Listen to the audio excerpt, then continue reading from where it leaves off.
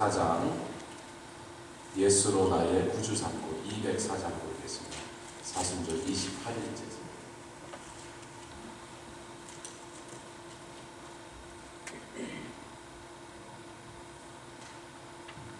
찬송 204장. 예수로 나의 구주 삼고 성령과 피로써 거듭남이 이 세상에서 내 영혼이 하늘의 영광 누리도다.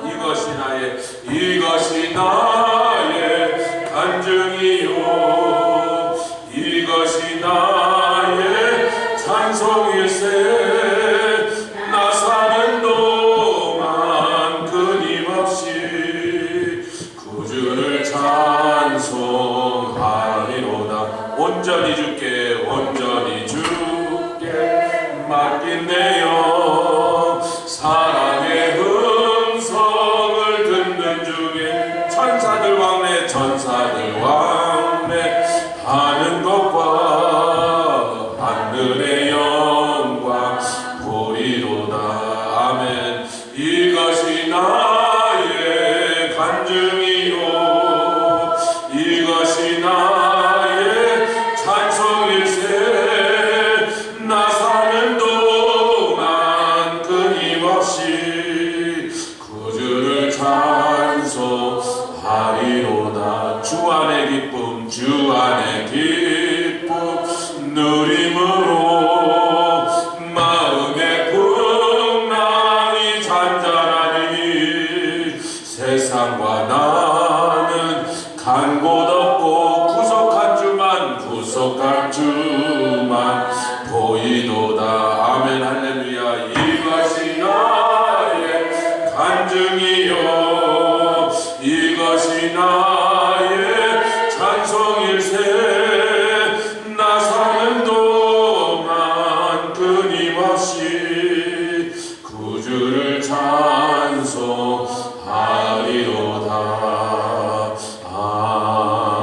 아멘. 증거하시는 이는 셋이니 물과 피와 성령인데 이 셋은 다 하나라. 언제나 우리에게 십자가의 보혈로 인하여 주신 구원을 귀하게 여기며 그 영생을 소중하게 여겨서 그 영생을 위하여 일하는 사람 되게 해주시니 감사합니다. 날마다 말씀으로 우리를 교훈하사 이 땅에 있는 풍부한 산업과 물산들을 복으로 다 얻을 수 있도록 복받을 수 있는 분명한 조건과 모든 준비를 다 해주신 하나님을 찬양합니다. 그렇게 많은 은혜와 은사와 복을 주셨을 때 성령님의 인도를 따라서 하나님 기뻐하시는 데 그것들이 사용되도록 매일매일 우리를 교훈하시니 주님, 우리를 잡은 손을 놓지 마시고 앞장서 가시고 우리는 따르며 끝까지 주님 말씀에 순종하며 신뢰하여 이 세상에서 하나님의 뜻과 그 나라가 이 세상에 쓰임할 수 있도록 우리를 사용하여 주시옵소서. 가정마다 복을 주시고 자녀에게 주께서 무엇보다도 신령한 은사들과 하늘의 신령한 복을 사모할 수 있도록 성령으로 역사하여 주셔서 구원하시고 복 주시고 성령 주시고 은사 주셔서 사용하여 주시옵소서. 감사드리며 예수 그리스도의 귀하심으로 기도드렸사옵나이다. 아멘. 오늘 두 군데 말씀 갈라디아서 4장과 에베소서 먼저 나오는 순서대로 갈라디아서 4장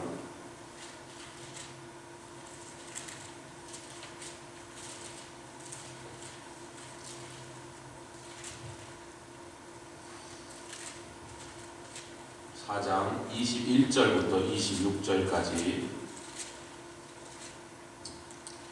갈라디아 4장 21절로 22절 한 절씩 교독하겠습니다. 내게 말하라. 율법 아래 있고자 하는 자들아, 율법을 듣지 못하였느냐? 기록된 바 아브라함이 두 아들이 있으니 하나는 계집종에서 하나는 자유하는 여자에게서 낳다 하였으나 계집종에게서는 육체를 따라 낳고 자유하는 여자에게서는 약속으로 말미암았느니라. 이것은 비유니 이 여자들은 두 언약이라. 하나는 신의 산으로부터 종을 낳은 자니 곧 하가라. 이 하가는 아라비아에 있는 시내산으로 지금 있는 예루살렘과 같은 데니 저가 그 자녀들로 더불어 종노릇하고 26절 오직 위에 있는 예루살렘은 자유자니 곧 우리 어머니라. 29절 또 읽겠습니다. 시작. 그러나 그때 육체를 따라난 자가 성령을 따라난 자를 핍박한 것 같이 이제도 그러하도다. 물론 아브라함의 두 자식 이스마엘과 이삭을 비유하여 영적인 원리를 설명하고, 여기 하가라고 하는 것은 히브리 발음으로는 하갈인데 그를 그리스 헬라어로 옮길 때 스펠링과 발음이 좀 달라져서 하가라고 발음하게 된 것입니다. 그래서 하갈이 맞습니다.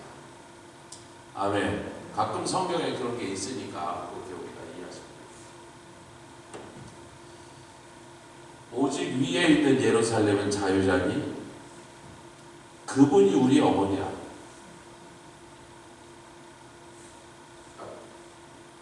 하갈과 사라 사이에 우리를 낳은 분은 사라. 그런데 육체의 자녀가 성령의 자유라고 했습니다. 성령의 자녀를, 성령을 따로 난 자를 육체가 낳은 자가 핍박하는 게 그때나 지금이나 뭐가 다르냐? 어제 우리는 에베소서 1장과 3절 말씀을 통하여 만물을 그에게 복종케 하시고, 그는 예수 그리스도에게 복종케 하시고, 그래서 예수님이 만물 위에 계셔서, 그런데 교회는 교회의 머리 대신 예수님을 따라서 만물 안에 충만케 하시는 충만입니다. 교회의 위치가 만물보다 위에 있다. 그래서 하늘에 있는 정사와 권세들에게 하나님의 각종 지혜를 설명할 수 있는 위치에 교회를 세워놓으셨다. 그리고 사도 바울이 그 앞에는 뭐냐면 내가 기도하기엔 너희의 눈을 열어서 그 사실을 보고 알기를 원한다. 같이 옆에 우리는 자유자입니다. 우리는 종의 자식이야. 하나님의 말씀을 기뻐 지키는 거지. 즐겁게 순종하는 거지. 이 율법을 잘 지키면 지옥에 안 가, 그렇게 지키는 게 아니야. 성령이 오셨을 때 그게 가능하다고 예레미야 31장과 에스겔서 36장을 우리가 살펴봤습니다. 성령이 오면 그런 상태로 만들어 주신다. 기쁘게 하나님을 섬기고 그 법을 내 속에 두고 하나님을 다 알아 서로 하나님을 알라고 말할 필요가 없고 자기의 죄와 불선을 스스로 믿게 보이라. 신앙생활을 성도를 성도답게 만드는 게 성령의 사역이에요. 교회가 교회답게 돌아가게 만들어주는 게 성령의 역사다. 사도행전 2장에 성령이 오시니까 그냥 완벽한 교회, 더 이상 뭐 어떻게 낫게 할 수 없는 최종 완성판 교회가 성령이 오시는 첫날 그냥 이루어져 버렸어요. 인간의 노력, 인간의 제도, 인간이 뭐 그렇게 하자고 외친다고 그렇게 2000년 동안 다시는 그 상태를 재현해내지 못했어요.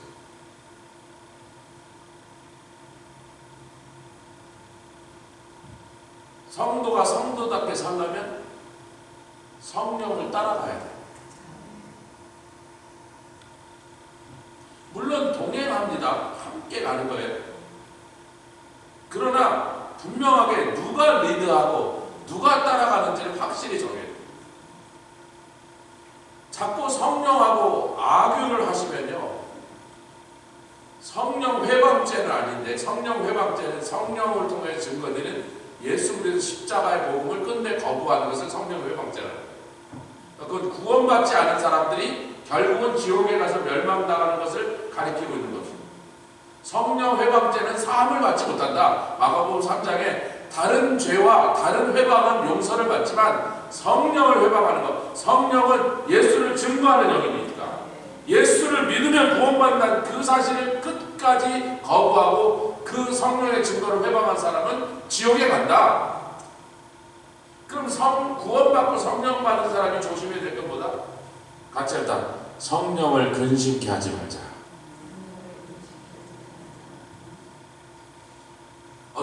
근심하고 하면 성령이 가자고요. 왜 가는데요? 성령이 이것을 포기하라고.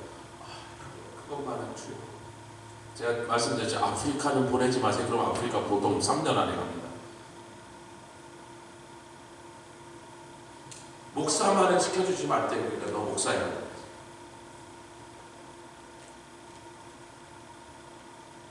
성령이 앞서가시옵소서.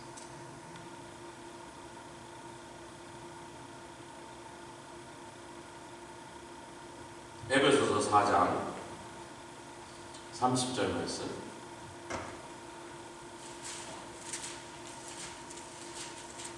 어제 우리가 에베소서에서 1장에 만물 위에 있는 교회의 위치와 그 교회가 만물 위에 있을 때 하늘의 각종 권세와 정사들에게 성령을 통하여 풀어주시는 하나님의 비밀한 계획들을, 아멘, 놀라운 비밀들을 풀어서 선포해주는 그러한 역할을 우리에게 맡기셨다. 성도에겐 그런 권세가 있고 성도에겐 그런 능력이 있고.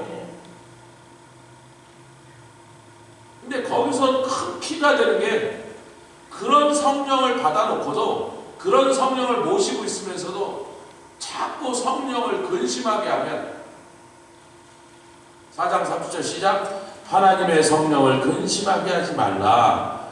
그 안에서 너희가 구속의 날까지 인치심을. 아니, 한 번 받은 구원은 취소 안 하신다며요. 그러니까 취소 안 하는데, 하나님 편에서는 취소 안 하는데,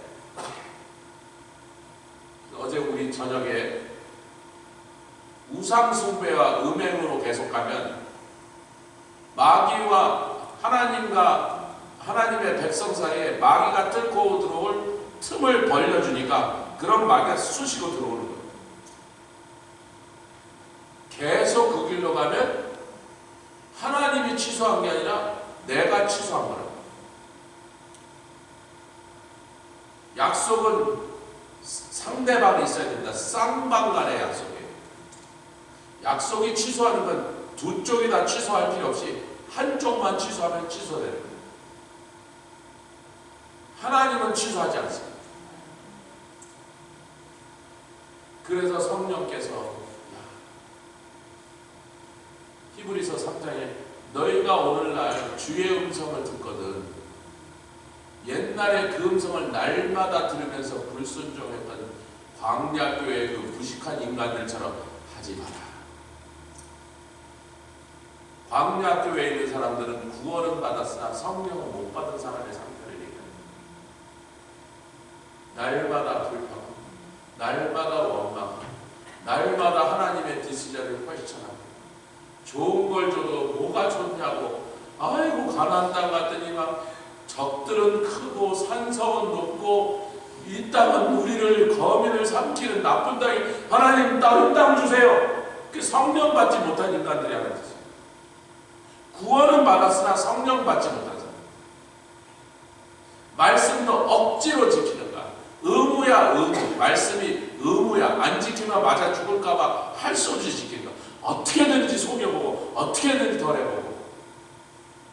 제가 어디 가서요 붕어빵을 샀는데 얼마 전에 붕어빵을 샀는데 거기 붕어빵이 하나에 2불50이라고 해서 되게 비싸네. 뭐 붕어빵이 갑자기 먹고 싶어서 해서 보니까 10불이 있는데 이렇게 써있어요. 2불50 플러스 텍스. 딱 10불이 캐시가 10불이 있는데 그 붕어빵 부엌에 사면서 크레딧 카드 그게 되게 미안한 일이거든. 너무 적은 액수 사면서 크레딧 카드 긁으면 되게 싫어해요. 거기서 수수료를 떼고 나면 진짜 남는 게 없어요. 그래서 캐시로 줘야죠. 붕어빵 3개 사면서 크레딧 카드. 근데 캐시가 딱 10불밖에 없어. 아주머니 저기 2불50 플러스 텍스니까 10불에 4개를 못 사니까 3개만 주세요. 그분이 이래요. 그냥 4개 드릴게요. 그래서 아니 텍스 떼라고 그랬더니 괜찮아요. 여기 동전 좀 여유해서 제가 늦게 긁고 텍스만큼 자기가 넣는 거예요. 거기다. 아니 그렇게 안 하시면 알겠어. 땡큐. 그러고서 이제 붕어빵을 받았는데 그거 되게 맛있더라고. 제가 세상에서 태어나서 먹은 중에 제일 맛있는 붕어빵을 거기서 먹었어요. 좀 비싸게 받을 만하네. 내가 굉장히 고급스러운 붕어빵. 근데 그 아줌마 이제 붕어빵을 구우면서 한 3, 4분 기다리세요. 그래서 구우니까 기다리고 있는데, 아이고 선생님처럼 텍스 내라 그럴 때 이렇게 그럼 내야죠. 이런 분이 별로 없다니까. 한국 사람들은 어찌해든지 막 그까지 붕어빵 팔면서 무슨 텍스를 받냐 뭐 이러고. 그래서 아니 나라에 세금을 내는 게 당연한 거고 세금을 낼수록 이 나라가 부강해지고 그걸로 많은 하니까 뭐 세금 내는 게 억울하게 생각하면 안 되지. 세금은 낼 건 내야지. 근데 한국 사람들 대부분 안 그런다. 어떻게든지 세금을 안 내고. 율법을 지키면 복이 온다니까요. 아멘. 율법대로 살면 세상이 부러워할 만큼 복을 주는데도 그 율법을 지키는 게 귀찮고 손해나는 것 같고 아이고 요거 좀 꼭 요렇게까지 해야 되나 이래갖고 대충 지키는 척은 하는데 하나님께는 하나도 기쁨이 안 되는 걸 갖고 오는 거예요. 눈먼 거 갖고 적당히 하나님 속여보겠다는 거예요. 성령 받은 사람이 하는 짓이 아닙니다. 아멘 좀 다시 해요. 성령 받은 사람들은 그렇진 않아요. 율법을 귀찮게 생각하고 지켜야 돼요. 즐겁게 지켜야 돼요. 하나님을 사랑하니까 내가 사랑하는 분의 말씀을 듣고 싶은 거예요. 내가 사랑하는 어머니의 말을 듣고 싶어서 듣기 싫은 말 동의되지 않고 정말 그렇게 하고 싶지 않아도 내가 사랑하는 어머니를 기쁘게 해드리려고 그 말을 제가 어머니 말을 순종했던 거지 그분이 하시는 말 중에 절반은 제가 동의 안 했어요. 나중에 보니까 내가 맞는 것도 몇 개 있더라고. 우리 어머니가 틀리신 것도 있더라고. 커서 보니까. 그러나 대부분은 또 어머니가 하신 말씀이 맞았고. 근데 그 순간에 어릴 때 소년 때 청소년 때 어머니 부모님이 하시는 말이 마음에 안 들고 영 내키지 않지만 그래도 내가 사랑하는 아버지가 얘기하실까 내가 사랑하는 어머니가 얘기하실까 듣는 거예요. 율법이란 게 그런 거거든요. 되게 손해나는 거고 이게 왜 이런 이상한 일을 시키시나 불편하고 부담스럽고 그런 얘기가 굉장히 많단 말이에요. 근데 내가 사랑하는 나를 위하여 십자가에 돌아가신 우리 주님이 하신 말씀이니까 나를 저렇게 사랑하는 분이 나를 위해서 하시는 말씀이다. 나를 사랑하니까 이 말씀을 하셨는데 내가 이해가 되든지 말든지 그게 지금 중요한 게 아니라 나를 저렇게 사랑한 분이 나 잘되라고 하시는 말씀이면 그냥 하는 거지 뭐. 그걸 성령이 도와주십니다. 아멘. 그래서 성령을 근심케 하는 일은요 자꾸 성령이 하시는 말씀에 시비 거는 거예요. 자꾸 토달고 꽁당꽁당 내가 계산해보면 그렇게 하면 안 될 것 같은지 어쩌고 저쩌고.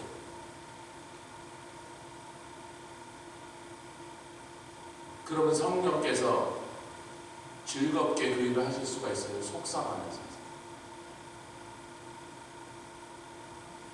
세상의 교회에서는 세상에 있는 육신의 지도자들에게 그들이 즐거움으로 너희들을 이끄는 일을 하게 하라고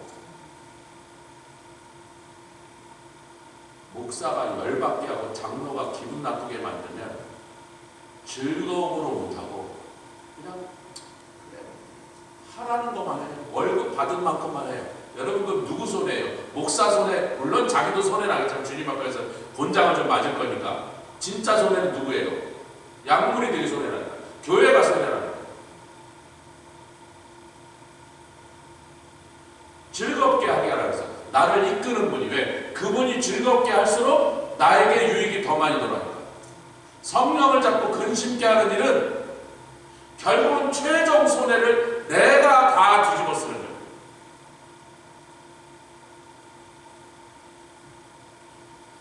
그보다 더 살벌한 게 데살로니가 전서 5장 19절 읽겠습니다. 성령을 소멸하는 일이다. 세상에 성령이 소멸될 수가 있나? 그게 가능한가? 성령이 소멸되실 수 있는 분인가?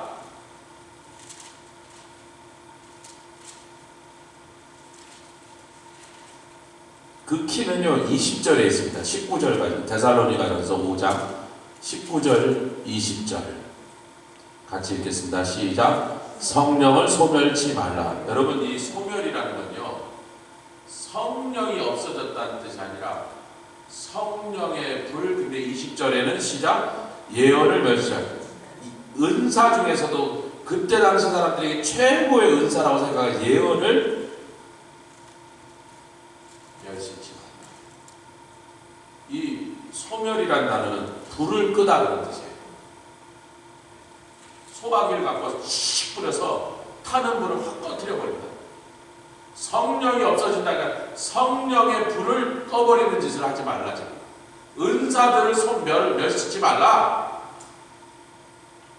그럼 은사가 왜 어떤 상황에서 은사가 소멸되어 버립니까? 성령의 불이 꺼져 버립니까? 여러분, 이것을 우리가 이해해야 됩니다.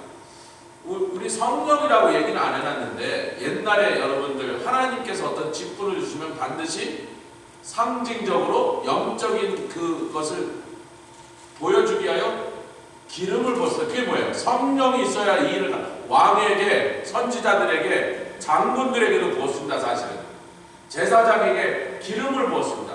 네가 하는 이 일은 성직이다. 하나님을 섬기는 일이니까, 왕도 하나님의 백성을 돌보는 일이니까 성령이 없으면 못한다. 아멘. 그것을 나타낸 거예요. 목사도, 그래서 장로도 기름을 붓는 거예요. 장로도 목사도 기름 부으심이 있어야, 성령이 있어야 그 일을 제대로 감당하니까. 이사야서 22장을 가보면 우리가 이사야서를 강의할 때 놀라운 사실 하나 여기서 봐요. 22장에 보면 두 인물이 나옵니다. 22장에 15절을 보면, 이사야서 강해를 잘 따라오신 분은 이 내용을 잘 기억하고 계실 건데, 성령을 소멸하는 것이 무엇인가 하는 것을 극단적인 예로 보여주는 상태예요. 거기 보면 셈나라는 국내 대신이 나오는데, 이 국내 대신이 히스기야 왕을 도와서 당시에 그 위급한 국내 상황에 이 사람이 항상 등장합니다. 아수르 왕 사네립이 보낸 랍사게와 대면하러 나갈 때도 국내 대신 셈나가 탁 나갑니다. 히스기야 보고. 그 다음에 히스기야가 이사야 선지자에게 그 얘기를 구하러 갈 때도 국내 대신 셈나가 나오는 거예요. 근데 이렇게 막강한 왕의 신임을 받고, 그래서 왕국 내 위치가 여러 국내 대신 중에서 제일 높이 떠오르도록 하나님이 기름 부어주셨더니 이놈이 이상한 짓을 하기 시작합니다. 이러면 이제 소멸된다는 거예요. 15절 11절 시작. 주 만군의 여호와께서 가라사대 너는 가서 그 국고를 막고 궁을 차지한 셈나를 보고 이르기를, 내가 여기 무슨 관계가 있느냐? 여기 누가 있기에 여기서 너를 위하여 묘시를 파느냐? 높은 곳에 자기를 위하여 묘시를 받고 반석에 자기를 위하여 처소를 쪼아냈도다. 18절 19절 정령이 너를 말아싸서 공같이 광막한 지경에 던질 것이라. 주인의 집에 수치를 끼치는 너여, 내가 그곳에서 광막한 지경에서 죽을 것이고 내 영광의 수레도 거기 있으리라. 내가 너를 내 관직에서 쫓아내며 내 주위에서 낮추고. 영광의 수레가 뭐예요? 왕이 타는 수레랑 똑같은 걸 만들어서 지가 왕 흉내를 내고 다녔고, 묘시를 하는데 예루살렘 성 안에는요 너무 땅이 비좁아서 부족해서 이스라엘의 역대 왕들의 무덤만 예루살렘 성 안에 들어있어요. 왕 중에서도 하나님 앞에 악행만 하다가 나라를 망친 왕은 거기에 묻히도록 허락받지 못하고 밖으로 쫓아냈습니다. 공동묘지로 묻어버렸단 말이에요. 근데 이놈이 그 왕들만 쓰는 무덤이 있는 곳에 지와 지 가족들을 위한 무덤을 놨어요. 그럼 무슨 행세를 하고 있다? 왕 행세를. 하나님이 기름 부어 주신 권세로 자기를 높이는 데 쓰고 있어요. 그러면 성령의 은사는 소멸시켜 하나님 불 확 꺼버려요.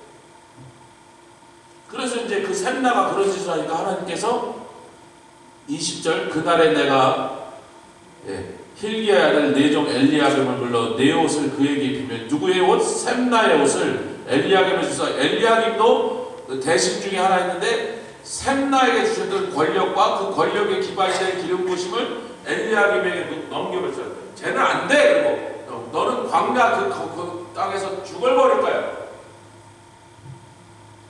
근데 이제 엘리야김이 처음에는 잘하는 것 같아요. 그래서 하나님께서 열쇠도 주시고 다윗 집의 열쇠를 그에게 맡겨서 나라의 대소사를 전부 엘리야김의 손에서 결정나게 그런 권세를 주셨단 말이에요. 아멘.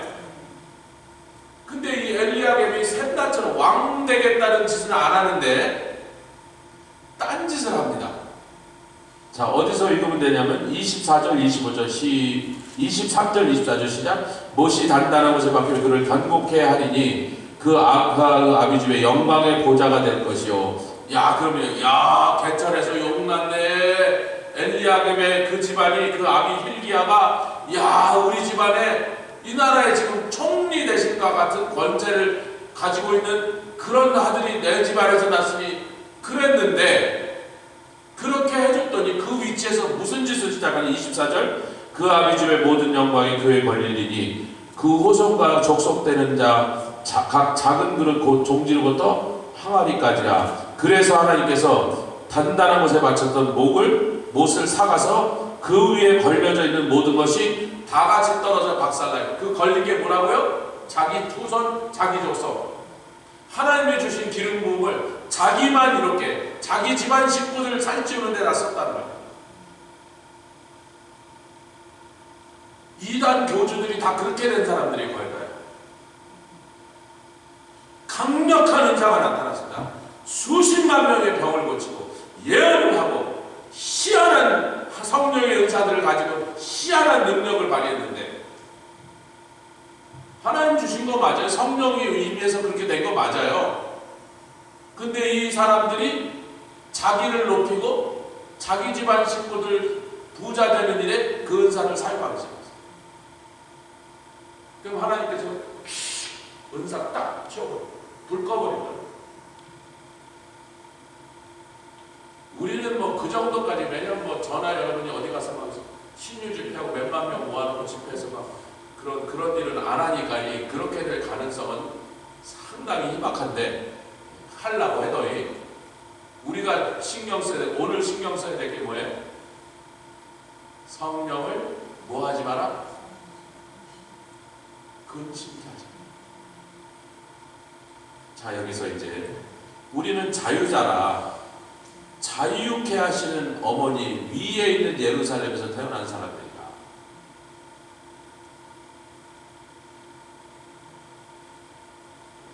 우리는 종이 아니에요. 우리는 노예가 아니에요. 우리는 때리면 하고 시키면 하고 안 하면 혼나고 안 하면 두들겨 맞으니까 하는 사람들이 아니에요. 우리는 자유자라서 우리가 무엇을 결정해도 괜찮아. 우리는 아들이에요. 딸이에요. 우리 어머니는 신의 산이 아니고 항아리 아니란 말이에요. 위에 있는 예루살렘이요. 하늘에 있는 예루살렘에서 우리를 낳으셨단 말이에요. 이렇게 당당하고 이렇게 정말로 멋지고 강력한 권세를 우리에게 주셨는데 자, 보십시오. 베드로에게 요한복음 21장에 찾으실 필요 없습니다. 예수님 그랬어요. 베드로야 젊어서는 네 맘대로 다녔지. 베드로 성질 아시죠? 하고 싶은 거 기하고 하고 싶은 말 못 참아. 하고 싶은 말은 해가 안 해. 집안에서도 제일 큰 형이었고 사장이었고, 여러분 갈릴리의 배 한 척까지인데 사장입니다. 여러분 큰 재산이거든요. 배 이렇게 조그만 배 안에 거룩하게 여기서 저기쯤 돼요. 발그랬더니 요 정도 됩니다. 이 성전 길이죠. 한 열 몇 명이 타는 배. 그물을 갖고 조업을 해야 되는데 선원이 많이 필요해요. 낚시하는 배가 아니고 그물을 내리고 열 몇 명이 땡기고 내리고 해야 돼요. 거기 사장이었다고 베드로가. 그러니까 사장을 했지 막 큰형이지. 그러니까 막 그러고 막 골목대장으로 지가 시키지도 않았는데 하고 있잖아 베드로가. 베드로야, 네가 젊어서 네 마음대로 다녔으나 오늘 내가 너에게 주는 내 양을 먹이라고 하는 사명을 네가 그렇게 하겠다고 했으니 그 사명과 함께 뭐가 오는지 내가 설명해 줄게. 사람들이 네 팔을 벌리고 너를 띠로 묶은 다음에 너를 끌고 다니고,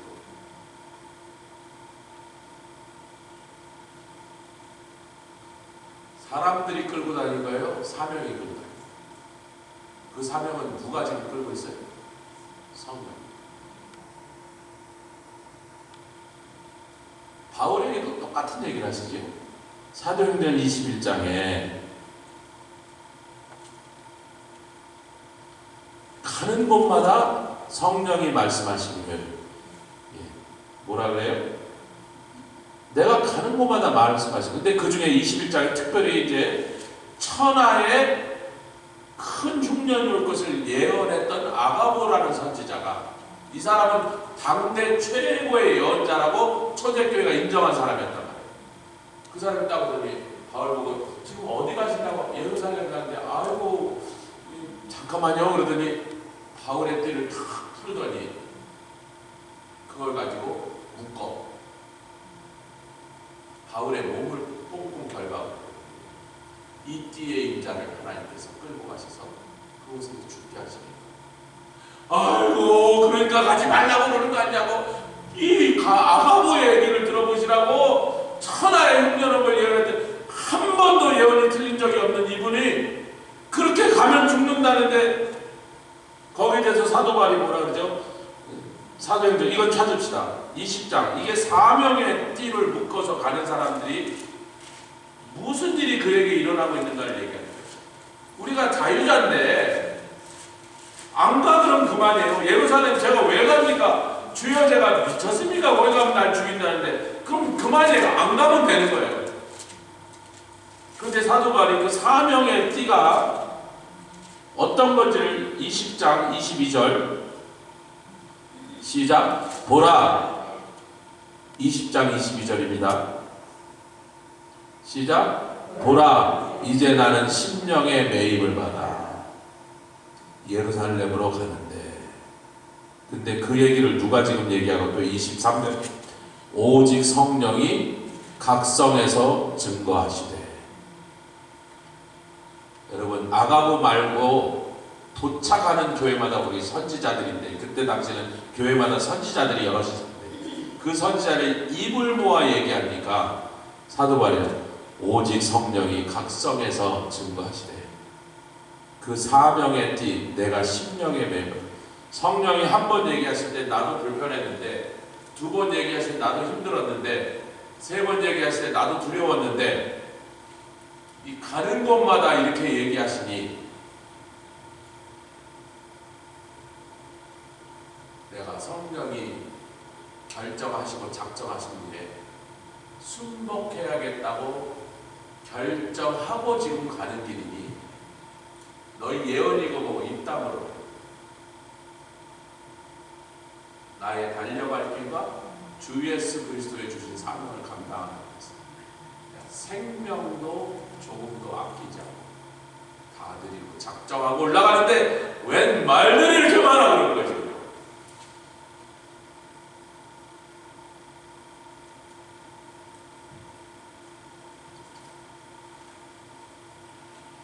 그러니까 이 교회가 자유자로서의 우리의 위치, 우리에게 주신 아이덴티티를 잃어버리고 곤란합니다. 우리는 하나님의 자녀일 뿐만 아니라 교회는 만물 위에 세우신 충만함이에요. 하늘의 정사와 권세들에게 요셉에게 바로가 그러죠. 요셉아, 신하들에게 이 사람을 봐라. 하나님의 영이 아니면 이런 일을 이 사람이 할 수 있겠느냐? 왜 지금 총리 대신 세우려니까 다른 신하들, 애국 사람들 보고 너희들 딴소리 하지마. 이 사람이 이 총리 대신 맞는데 적임자야. 하나님의 영이 그 속에 있지 않느냐? 느부갓네살이 뭐랄까? 다니엘아, 이것은 너희에게 알게 되는 것은 사람이 아니라 사람은 절대로 이런 것을 알 수 없으니 신들의 영이 너에게 있습니다. 그 일이 저와 여러분들에게 일어난 거예요, 여러분. 아멘. 우리도 다니엘처럼 다 주셨는데 왜 그걸 못하느냐? 첫 번째는 우리가 그런 지위를 받았다는 사실 자체를 이해하지 못하고 알지 못하는 사람들이 있어요. 양이요 지독한 근시안입니다. 양이 3m 넘어가 안 보여요. 그래서 양이 쥐 앞에 풀밖에 안 보여요. 그래서 양은 귀가 발달해서 귀로 들어야 돼. 거의 장님이니까. 돼지는 목뼈가 위로 안 들러져서 한 번도 하늘을 못 봅니다.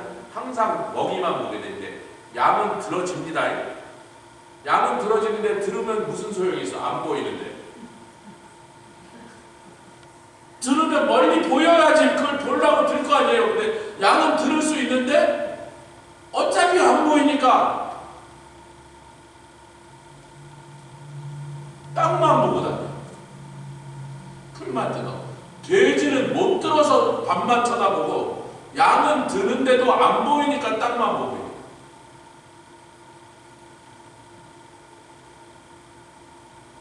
끝까지 자기는 저는 양이기 때문에 풀만 쳐다볼 거예요. 무엇을 먹을까 무엇을 입을까만 염려하고 살 거예요. 가 이제는 아니에요. 누구에게는 성령 받은 성도들. 내가 하나님의 계시를 제대로 받아서 온 세상을 다스리는 왕들에게 그것을 설명해주면 전 세계를 구원하는 일이 내 사역에 달려있느니라.